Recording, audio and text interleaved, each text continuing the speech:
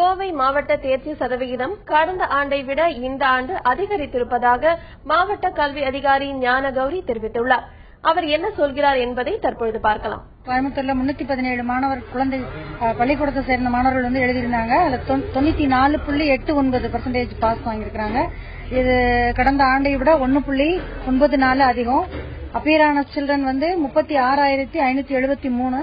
அதுல பாஸ் ஆனவங்க 34,705.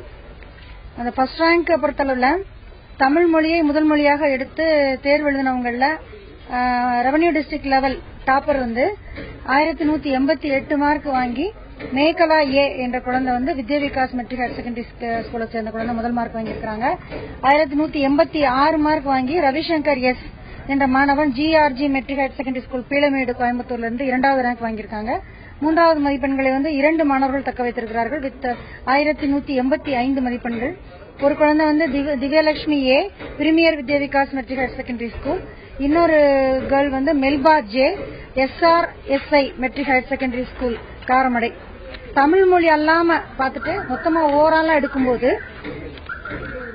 அதுல 1191 மதிப்பெண்கள் எடுத்து GD மெட்ரிக் ஹையர் செகண்டரி சேர்ந்த ஸ்கூலை சேர்ந்த சுமித்ரா கே என்ற குழந்தை முதல் மார்க் வாங்கியிருக்கு.